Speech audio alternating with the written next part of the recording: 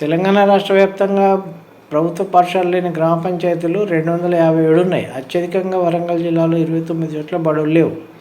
జోగులాంబ, గద్వాల, కుమరంభీం, ఆసిఫాబాద్ జిల్లాలో మాత్రం అన్ని పంచాయతీల్లో ఉన్నాయి. ప్రతి గ్రామ పంచాయతీలో ఒక పాఠశాల తప్పనిసరిగా ఉండాలని ఇటీవల ముఖ్యమంత్రి రేవంత్ రెడ్డి విద్యాశాఖపై నిర్వహించిన సమీక్ష సమావేశంలో అధికారులను ఆదేశించారు. ఈ క్రమంలో పాఠశాల విద్యాశాఖ అధికారులు క్షేత్రస్థాయి నుంచి వివరాలు పంపాలని డిఈఓలను ఆదేశించారు. రాష్ట్ర వ్యాప్తంగా హైదరాబాద్ మినహా 32 జిల్లాల్లో 12,769 గ్రామ పంచాయతీలు ఉండగా వాటిల్లో 30 జిల్లాల్లో 257 చోట్ల ప్రభుత్వ బడులు లేవని తేలింది.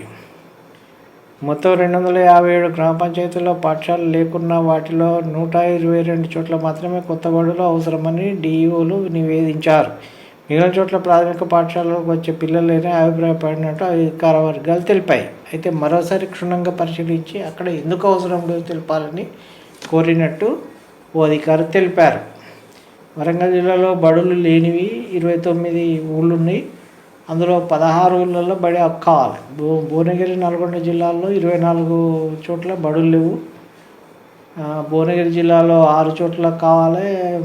తర్వాత నల్గొండ జిల్లాలో 7 చోట్ల కావాలి. కరీంనగర్ జిల్లాలో 21 చోట్ల బడి లేదు, 2 చోట్ల అవసరం. నిజామాబాద్ జిల్లాలో 14 ఊళ్ళల్లో లేదు బడి, 3 చోట్ల అవసరం. సిరిసిల్ల జిల్లాలో 12 చోట్ల లేదు, 9 చోట్ల అవసరం. రంగారెడ్డి జిల్లాలో 11 చోట్ల లేదు, 11 కావాలి. జగిత్యాల జిల్లాలో 11 చోట్ల లేదు, 8 కావాలి. జనగామ, భూపాలపల్లి, కామారెడ్డి, సూర్యాపేటలో 10 చొప్పున కావాలి, లేవు. అయితే జనగామలో 8 కావాలి, భూపాలపల్లి 5 కావాలి, కామారెడ్డిలో 3 కావాలి, సూర్యాపేటలో అసలు ఏమవుతారు. ఇది సంగతి. బడులు లేని పంచాయతీలు ఇంకా రాష్ట్రంలో ఉన్నాయంటే గ్రేట్.